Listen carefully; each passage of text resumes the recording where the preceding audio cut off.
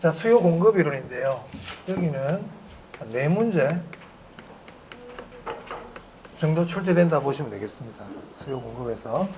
자, 이 수요 공급 이론은 좀 어렵습니다. 어렵기 때문에 특히 여기는 여러분들 꼭 복습을 빠뜨리지 말고 꼭 해주셔야 됩니다. 수요 공급. 자, 먼저 우리 책에 78페이지입니다. 거기 보시면 수요의 개념이라고 돼 있죠.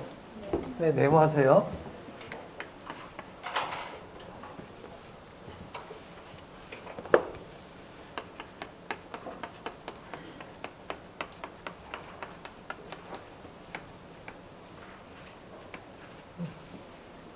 자, 수요가 뭐냐 이 말이죠. 수요가 뭐냐. 자, 책을 한번 볼까요?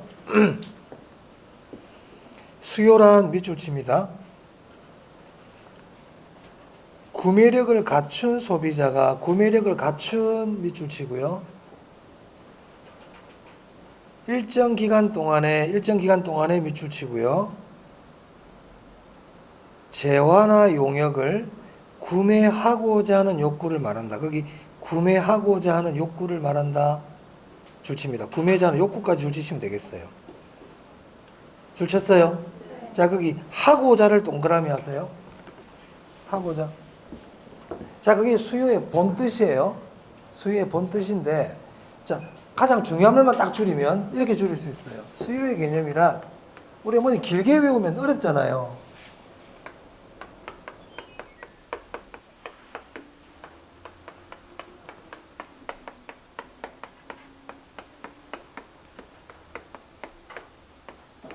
구매하려는 욕구예요.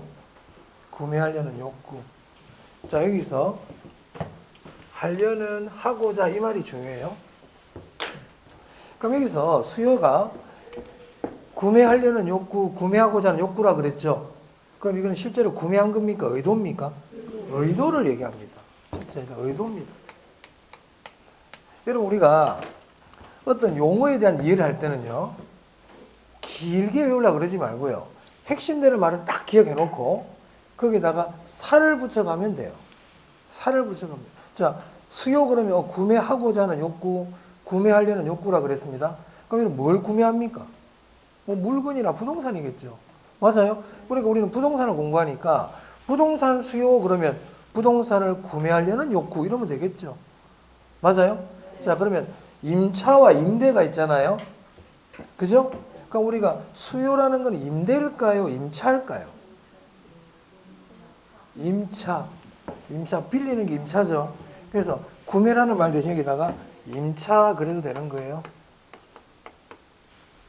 임차. 맞습니까? 그러면 임차인은 수요자입니까? 공급자입니까? 임차인. 수요자가 되겠죠. 맞아요? 구매자는요? 구매자는 수요자입니까? 공급자입니까? 구매자. 죽어놨자 구매라고 지금 저기 정말 다 적어놓은 거지 물어보고 있는데 지금 어디서 자, 구매자는 수요자입니까? 공급자입니까? 적어놨잖아. 임차자는요? 임차인은요? 임차 적어놨잖아. 지금 수요의 개념하고 있잖아. 그럼 임차인은 수요자야? 공급자야? 그래. 그렇죠. 이런 걸 자꾸 이렇게 기본적인 걸 헷갈려하면서 되게 앞일이 걱정되는데 이거. 응? 자, 그래서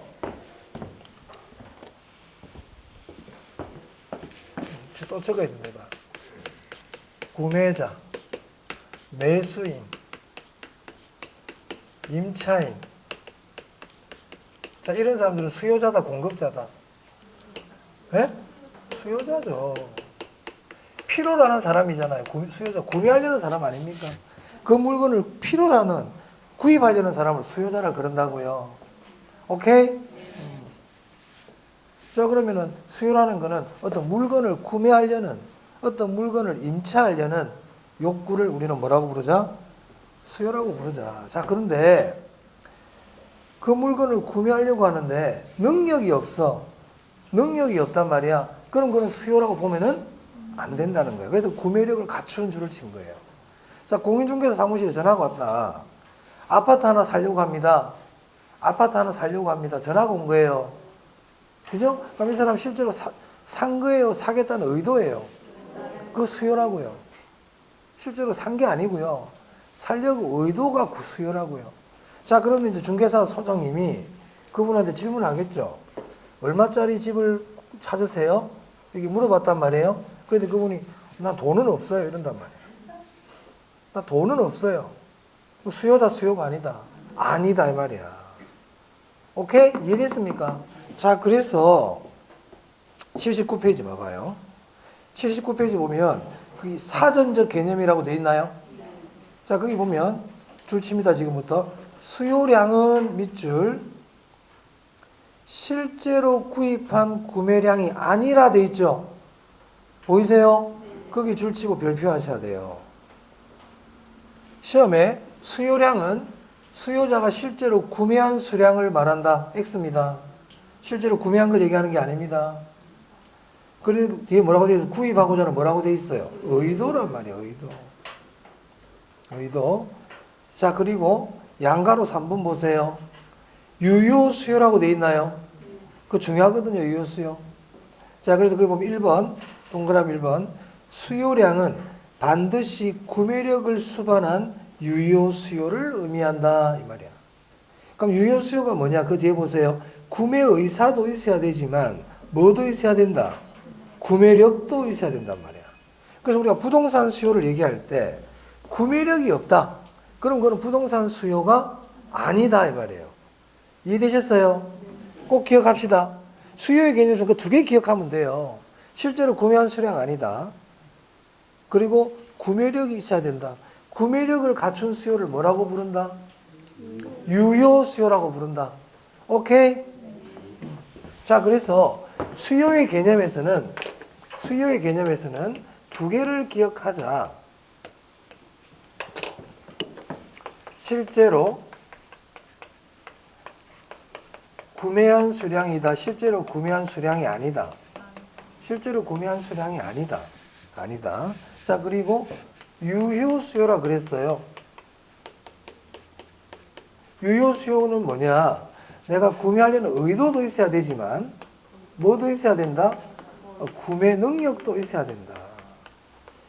구매 능력도 있어야 된다. 이 두 개를 다 갖춰야 된다. 이걸 우리는 뭐라고 부르자? 유효 수요라고 부르자. 자, 그런데 만약에 구매 의도는 있으나 구매력이 없는 경우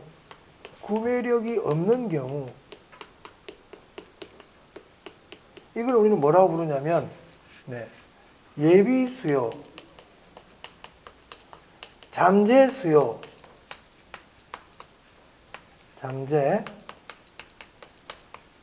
수요라고 부릅니다. 구입하려는 의도는 있는데 구매력이 없는 경우를 뭐라고 부른다? 예비 수요, 잠재 수요. 그러면 이 예비 수요, 잠재 수요는 부동산 수요다, 부동산 수요가 아니다.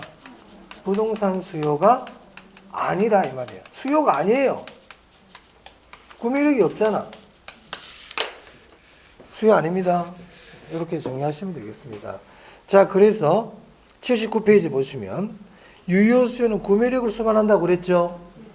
자, 그럼 여러분 이 구매력에는요 은행 대출도 포함될까요? 네? 포함됩니다. 그래서 동그라미 2번 구매력에는 밑줄 대출금이나 그 뒤에 보세요. 대출금이나 정부 보조금도 포함된다 이 말이야. 자기 소득뿐만 아니라 은행의 대출 차입금도 구매력에 포함이 됩니다. 자, 그리고 그 밑에 따라서 구입 의사는 있으나 구입 능력이 없는 잠재 수요, 예비 수요는 수요라고 할 수 있다, 수요라고 할 수 없다. 수요라고 할 수 없다 이 말이네요. 됐어요? 오케이. 자, 그 다음 78페이지. 자, 밑에 아래 박스에 보면 심화 그래가지고 유량과 저량 있나요? 네, 거기 네모하고 별표 하세요. 별표 2개 합니다.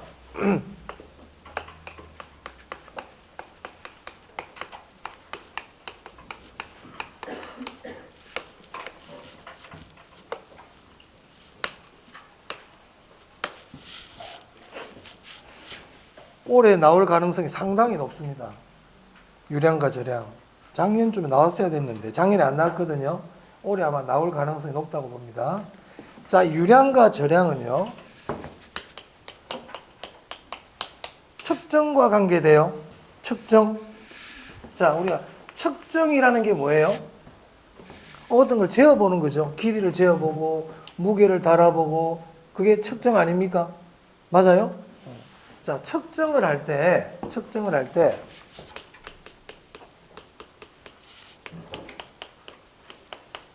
절량과 유량이라는 게 있다 이 말이에요. 그럼 절량은 뭐냐? 일정 시점에 측정이 가능한 것을 얘기해요. 이 중요한 글자는 시점이에요. 시점. 자, 우리 책에요. 78페이지입니다. 78페이지. 자, 거기 유량과 절량 밑에 동그라미 그 밑에 이번에 절량이라고 있죠. 찾으셨어요? 그 시점이라고 돼 있습니까? 시점 동그라미 하세요.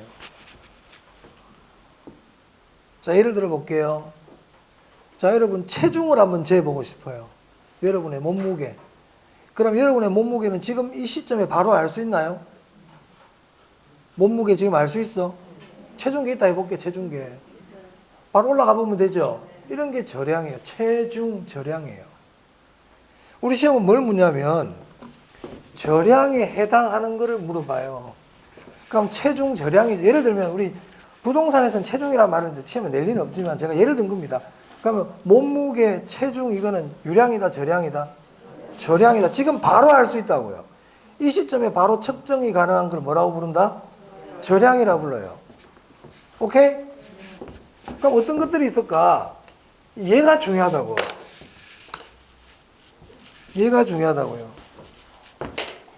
대표적으로 절량의 가장 대표적인 게 가격이에요. 가격 지금 바로 알 수 있습니까? 알 수 있죠. 얼마입니까? 물어보면 알 수 있잖아요. 가치. 가격, 가치. 지금 일정 시점에 바로 알 수 있죠. 자, 그리고요. 자산. 책에다 체크하시면 됩니다. 거기 찾아가지고. 자산 우리 지금 바로 알 수 있습니까? 여러분 자산 지금 이 시점에 바로 알 수 있죠? 자산, 부채, 자본 이런 것들 지금 바로 알 수 있어요. 자, 그 다음에 인구. 울산 인구 지금 바로 알 수 있죠? 울산 인구 지금 바로 알 수 있나요? 바로 알 수 있어요. 울산시청에 전화를 가르쳐줘요. 일정 시점에 전화해가지고 2022년 12월 31일 울산 인구가 몇 명이었습니까? 알 수 있죠. 어떤 특정 시점에 알 수 있다고. 그 다음 재고. 바로 알 수 있나요? 이 시점에. 우리 학원 책상 재고 지금 이 시점에 세보면 되죠. 그러니까 이 시점에 바로 알 수 있는 게 절량이라고요. 그래서 책에 보면 여기 절량에 재고란 말이 있네. 주택 재고 동그라미, 재고 동그라미, 자산 동그라미, 자본 동그라미, 부채 동그라미. 그리고 그 밑에 인구 있네요. 그리고 통화량 보이세요? 통화량도 시험에 한 번씩 나와요. 자, 나중에 우리 단기, 장기 공부할 건데 이 절량은 단기의 개념이에요. 단기. 그리고 이걸 영어로요. 스톡이라 그래요. 스톡. 그래서 여러분들이 절량을 공부할 때는요. 절량 그러면 일단 기본적으로 시점, 단기, 스톡의 개념이라고 딱 기억해 두시고 이건 기본. 그리고 시험은 얘를 잘 묻는다 이 말이에요. 다음 중 절량 변수를 찾으세요 이렇게 나와요. 다음 중 절량 변수를 찾으세요. 안 되면 외워야 돼요 이거는. 자, 이제 유량 한번 보겠습니다. 여기까지가 절량이고. 그럼 유량은 뭐냐? 유량.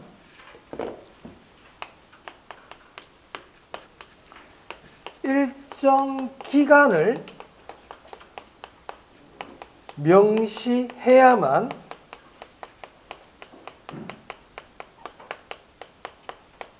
측정이 가능한 것이에요. 기간.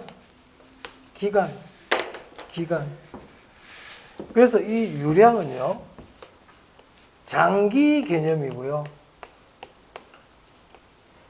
이거를 우리는 플로우라 그래요. 플로우. 흘러간다는 거예요. 자, 예를 한번 볼게요. 자, 여기 한번 봐보세요. 이게 물 양동인데요. 물 양동이. 이 양동에 물이 찰랑찰랑찰랑 물이 있어요. 자, 이 물의 양을 측정해 주세요.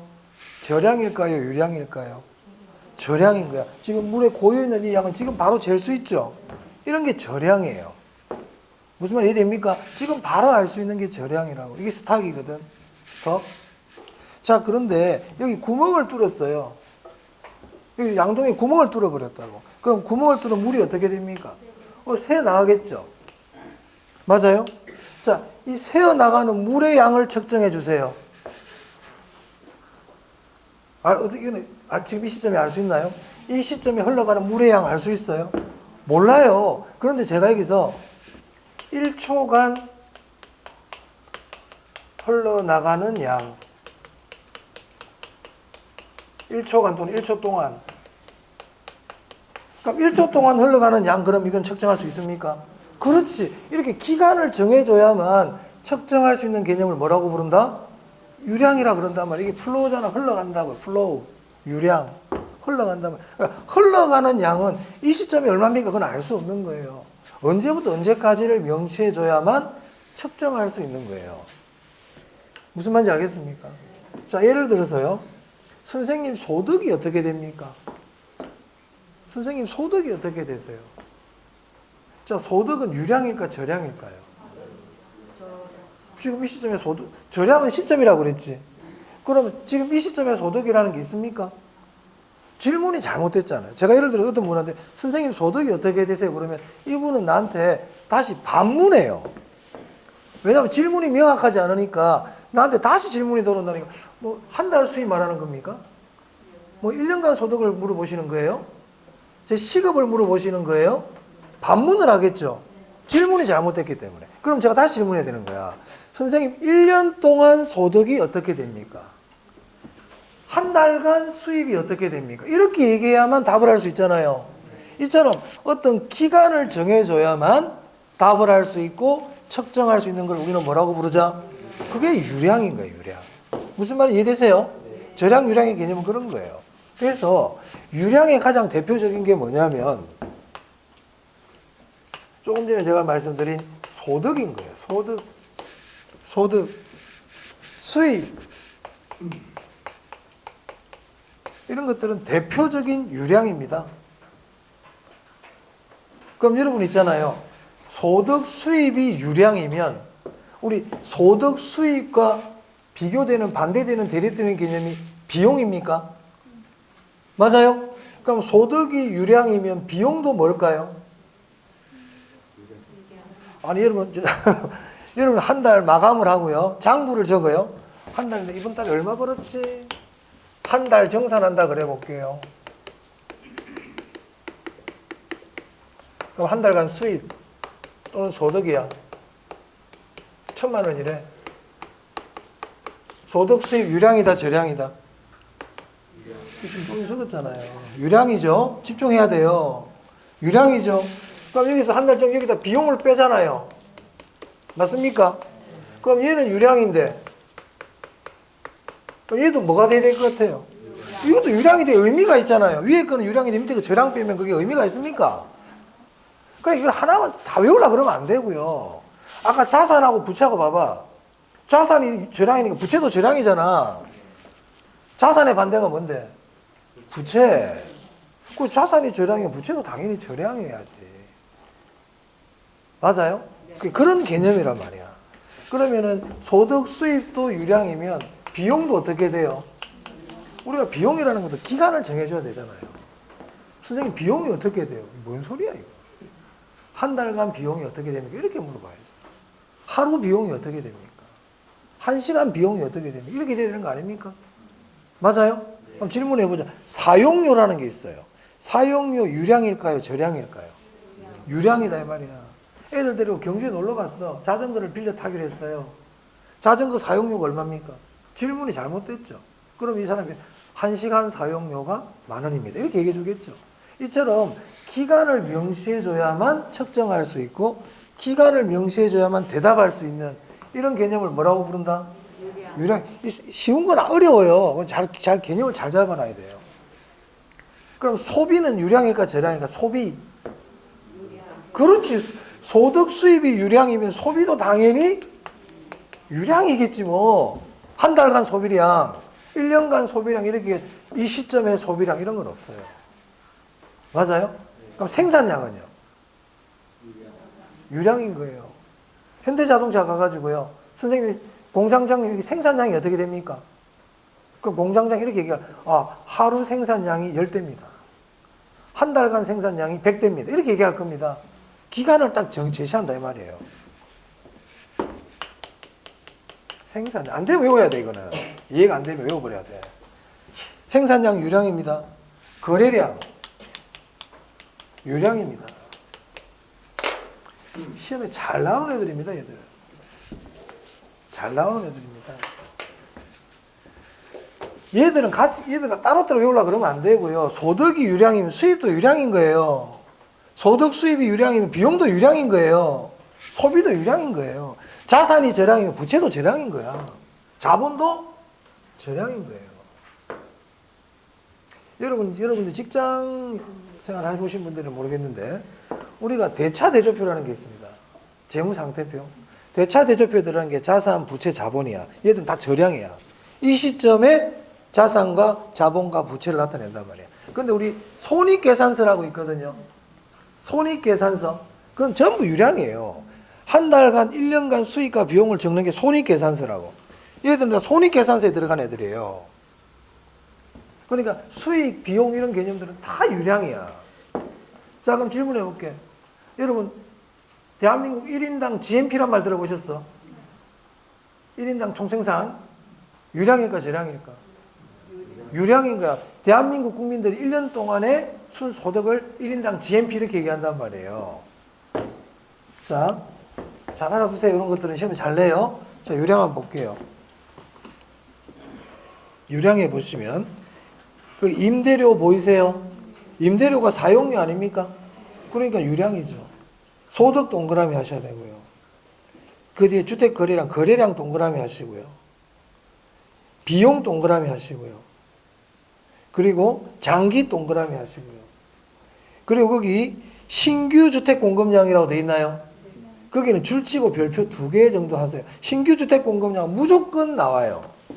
아직 여러분 신규라는 말을 공부를 안 했는데 신규 공급은 장기를 얘기합니다. 신규 공급은 장기를 의미하기 때문에 유량입니다. 신규 주택 공급량 뭐라고요? 유량. 신규 주택 공급량 뭐라고요? 그건 무조건 내요, 얘는. 신규 주택 공급량 그냥 시험에 내요. 그냥 시험에 내요. 유량이라고 그랬어요. 단기 공급은요? 저량. 단기는 저량이라고요. 단기는 저량이라고요. 지금 빨리 좀 머리 좀 기억해. 응? 그래서 저량 그러면 시점, 단기, 유량은요? 기간, 장기. 신규 공급 중요하다. 신규 공급 중요하다. 자, 됐습니다. 일단 이 정도만 오늘 이 정도는 기억을 해주세요. 이 정도는 기억을 해주세요. 자, 그 다음 요거까지만 하자. 자, 유량의 합계. 유량의 합계. 이 저량입니다. 합계. 저량이에요. 자, 예를 들어서 여기다 자, 유량 중에 소득이 있었죠. 자, 소득은 유량이잖아요. 근데 소득의 합계 그래버리잖아. 소득의 합계는 지금 구할 수 있나요? 1년간 소득의 합계. 계산기 두드리면 지금 바로 알 수 있잖아요. 그러니까 합계라는 말이 들어가면 뭐가 돼버린다? 절량입니다. 자, 그런데 여기 똑같은 논리로 절량의 변동분 이렇게 나왔어요. 이 변동분, 우리 변동이라는 게 뭡니까? 언제부터 언제까지 하고 기간을 명시해줘야만 알 수 있는 게 변동이죠. 그래서 절량의 변동분은 뭐가 돼버린다? 유량입니다. 인구가 뭐죠? 인구 절량이죠. 근데 만약 인구 변동분 그러잖아요. 그럼 그건 뭐가 돼버릴까요? 유량이다 이 말이에요. 인구 변동분 그러면 한 달 동안 변동분이라든지 1년 동안이라든지 기간을 명시해줘야 안 됩니까? 그래서 변동분 이 말이 들어가면 유량이 되는 거고요. 합계라는 말이 들어가 버리면 뭐가 된다? 절량이 됩니다. 자, 그래서 이거는 지금부터 여러분들 공부 좀 해놓으세요. 근데 나중에 꼭 외워야 돼요. 안 그러면 나중에 외우든지 꼭 알고 가야 된다 시험장. 자, 유량, 절량까지 봤습니다. 자, 그 다음에 유량, 절량 중요합니다.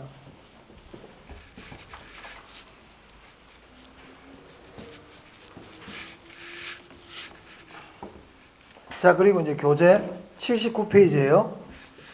수요함수와 수요법칙 되어 있는데 한 페이지 넘겨볼게요. 80페이지입니다. 80페이지. 수요법칙과 수요곡선이라고 되어 있나요?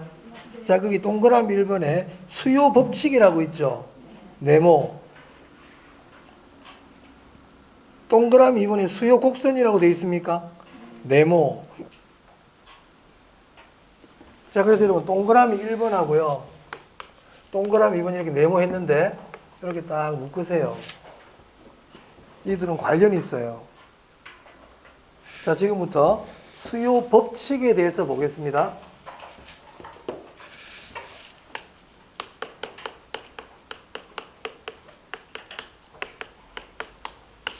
수요 법칙.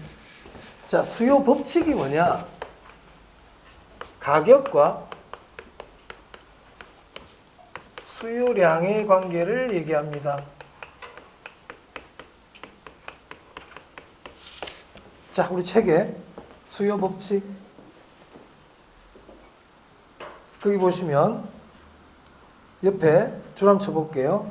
해당 재화의 가격이 상승하면 해당 재화의 수요량은 감소하고 해당 재화의 가격이 하락하면 해당 재화의 수요량이 증가하게 된다. 보이세요? 그러니까 줄을 쫙 쳐놓으세요. 자, 지금부터 이게 무슨 내용인지 한번 볼게요. 자, 여기 봅니다. 여기 보세요. 자, 수요의 법칙은 뭐냐면 가격과 수요량과의 관계를 얘기하는데 제가 이 괄호 비워놨잖아요. 예를 들면 이런 거예요. 아파트 가격과 아파트 수요량과의 관계를 얘기해요. 빌라 가격과 빌라 수요량과의 관계를 얘기한다 이 말입니다. 오피스텔 가격과 오피스텔 수요량과의 관계를 얘기합니다. 그러면 아파트 가격과 빌라 수요량과의 관계는 수요의 법칙이다, 수요의 법칙이 아니다? 수요의 법칙 아니에요. 그래서 우리 책에 이렇게 돼 있죠. 해당 재화 가격, 해당 재화 수요량 이렇게 돼 있죠. 그 말은 물건이 같다 다르다? 같은 물건이 뜻이에요. 그리고 해당 재화, 해당 재화 이렇게 표현하는 거예요. 그럼 똑같은 해당 재화, 해당 재화니까 생략해버려도 되겠습니까? 똑같은 거니까. 그래서 보통 우리가 수요의 법칙은 가격과 수요량의 관계다. 이렇게 얘기하는 거예요. 해당 재화 가격과 해당 재화 수요량과의 관계인데 더 줄이면 가격과 수요량의 관계다. 이렇게 얘기할 수 있다 이 말이지. 그러면 이 아파트 가격과 아파트 수요량의 관계는 어떤 관계냐?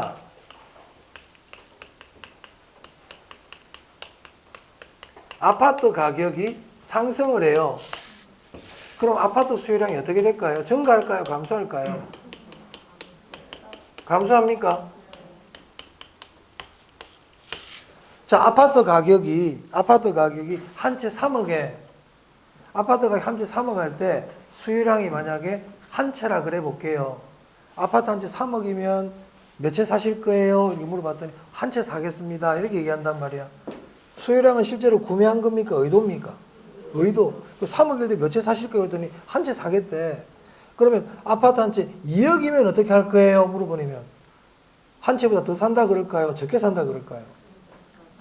더 많이 산다 그러겠죠. 가격이 싸졌으니까. 안 그래요?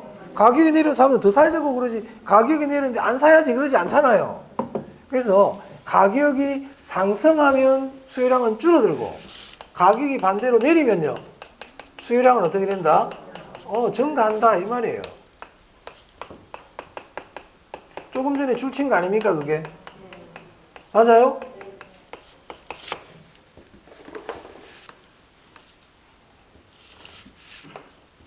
이거를 수요의 법칙이라 그래요. 중요한 내용이에요. 기본이에요. 기본이라고요. 가격이 상승하면 수요량은 감소한다. 가격이 하락하면 수요량은 증가한다. 이걸 수요의 법칙이라 그럽니다. 수요의 법칙에, 이거를 수요의 법칙이란다. 그거는 굳이 기억하기 싫으면 안 해도 좋아. 하지만 가격이 상승하면 수요량은 어떻게 된다? 감소. 가격이 하락하면 수요량은 어떻게 된다? 이건 잊어먹지 마라 이 말이에요. 그건 잊어먹지 마라. 그건 잊어먹지 마라. 그걸 우리는 이제 수요의 법칙이라고 이제 부른다는 얘기죠. 자, 그럼 보세요. 자, 이렇게 가격이 상승을 하니까 수요량이 줄고 있죠. 자, 이처럼 가격은 오를 수도 있고 내릴 수도 있잖아요. 가격은 변하죠. 이렇게 변하는 걸 변수라 그래요. 변하는 걸 뭐라 그런다고요? 변수. 자, 그러면 수요량도 변하죠. 맞아요? 그럼 수요량도 변수인 거예요. 그럼 가격도 변수고 수요량도 변수죠. 자, 근데 이 둘의 관계를 보면 이거는 원인에 해당하고 이거는 결과에 해당하지 않습니까? 자, 이때 아파트 가격이 상승할 때 아파트 수요량은 줄어들고 있죠. 자, 이 둘의 방향이 같은 방향으로 움직입니까? 반대 방향으로 움직입니까? 반대 방향으로 움직이잖아요.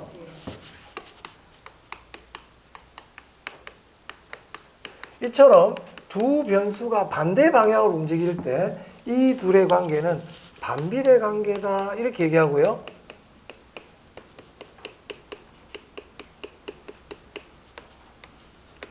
이 둘은 마이너스 관계다 이렇게 얘기해요.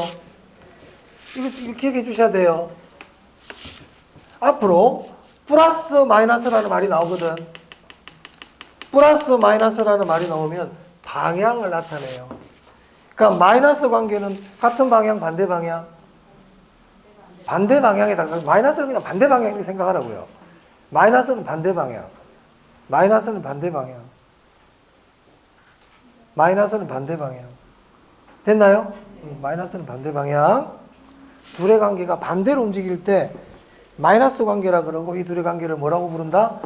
반비례 관계라고 부릅니다. 됐습니까? 네, 꼭 알아둡시다. 꼭 알아둡시다. 수요의 법칙 다 했어요. 자, 수요의 법칙. 가격과 수요량은 반대로 움직인다. 반비례 관계고 마이너스 관계다. 자, 그 다음 수요 곡선입니다. 아까 수요의 법칙도 네모였고 수요 곡선도 네모예요. 수요 곡선은 뭐냐면 가격과 수요량의 관계를 나타내는 곡선이에요. 자, 그럼 그림 한번 그려보겠습니다. 자, 여기가 가격이고요. 여기가 수요량입니다. 그럼 여기는 이제 어떤 그림을 그릴 거예요. 그럼 이 그림은 뭐의 관계를 나타낸다? 가격과 수요량의 관계를 나타낸단 말이에요. 그럼 여기 가격과 수요량과의 관계를 한번 여기 그려볼게요. 가격과 수요량은 어떤 관계인데요? 그래, 그렇지. 반비례 관계. 가격이 오르면 수요량은 줄어들고 가격이 하락하면 수요량은 증가한다. 자, 만약에 아파트라 그려볼게요. 자, 아파트 가격이 만약에 3억이야. 3억. 아파트 가격이 3억인데, 자, 아파트 가격이 3억이면 몇 채 사실 거예요? 이렇게 물어봤어요.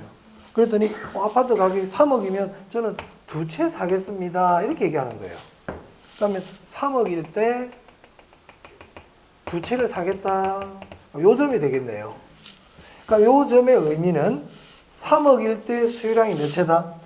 두 채다. 이 뜻입니다. 이 점의 의미가 됐어요? 자, 그런데 만약에 가격이 하락을 한단 말이에요. 그러면 아파트 한 채 2억이면 어떻게 하실 건데요? 이렇게 물어봤어요. 가격이 내렸죠? 그럼 수요량은 증가한다, 감소한다? 증가한다. 2억이면 저는 세 채까지 살 수 있어요. 수요량이 증가했죠? 가격이 하락하니까. 그러면 5억이면 어떡할 건데요? 가격이 올라갔잖아요. 그럼 수요량은 증가한다, 감소한다? 5억이면 저는 한 채밖에 못 살 것 같아요. 그럼 5억하고 한 채하고 연결하는 게 이렇게 되겠네요. 자, 그러면 이 점들은 전부 다 가격과 수요량과의 관계를 점으로 이렇게 다 찍은 거잖아요. 맞습니까? 자, 이거를 쭉 연결해 보자 이 말이지. 이렇게 연결해 봤어요. 그럼 이 빨간색 선은 가격과 수요량과의 관계를 연결한 선입니까? 맞아요? 이 선을 우리는 수요 곡선이라고 부릅니다. 앞으로 이거는 우리가 D 이렇게 표현합니다. D. 디맨드 커브의 약자입니다. D. 수요 곡선은 D로 표시합니다. 자, 이런 형태를 우리는 뭐라고 그러냐면 우하향한다고 얘기합니다. 오른쪽 아래로 내려오고 있다. 우하향. 수요 곡선은 어떤 형태다? 우하향. 우하향. 자, 그럼 조금 전에 수요 곡선은 가격과 수요량과의 관계를 나타낸다 그랬죠? 맞아요? 가격과 수요량은 어떤 관계냐면 반비례 관계고 마이너스 관계라 그랬잖아요. 자, 이거를 그림으로 그린 게 수요 곡선이라고요. 그려봤더니 어떤 형태인데? 그래서 반비례 관계, 마이너스 관계 이 말이나 우하향이라는 말이나 같습니다. 같은 애들입니다. 전부 다. 같은 애들이라고요. 다 했어요. 자, 그럼 수요 곡선 한번 볼게요. 자, 우리 교재 거기 80페이지입니다. 수요 법칙. 조금 전에 해당 재화의 가격이 상승하면 해당 재화의 수요량은 감소하고 해당 재화의 가격이 하락하면 해당 재화의 수요량은 증가한다. 줄 쳤잖아요. 그 뒤에 이렇게 돼 있네. 즉 가격과 수요량은 무슨 관계다? 반비례 동그라미. 마이너스 관계, 마이너스 동그라미. 자, 이를 곡선으로 나타내기 뭐라고 그랬어요? 수요 곡선. 자, 수요 곡선 그 밑에 무슨 형태다? 우하향. 딱 이렇게 연결해 놔야 된다고요. 됐어요? 그럼 가격과 수요량은 반비례 관계다. 마이너스 관계다. 그래서 수요 곡선은 어떤 형태다? 우하향이다. 같은 애들이에요. 같은 애들. 같은 걸 설명하고 있는 거예요. 됐습니까? 오케이. 자, 그 다음 그 밑에 기억 니은에 소득효과, 대체효과라고 있나요? 자, 이 부분은 제가 3월 달에 설명드릴게요. 우리가 3월 달 되면 기본서 한 번 더 할 거거든요. 그때 제가 알려드리겠습니다. 지금은 굳이 오늘 이것도 지금 좀 벅찰 수 있거든. 벅찰 수 있단 말이에요. 자, 그 다음에 81페이지인데 여기는 조금 시간이 걸리니까 한 10분 정도만, 한 5분이나 10분 정도 쉬었다 하겠습니다. 네, 조금만 쉬었다 할게요.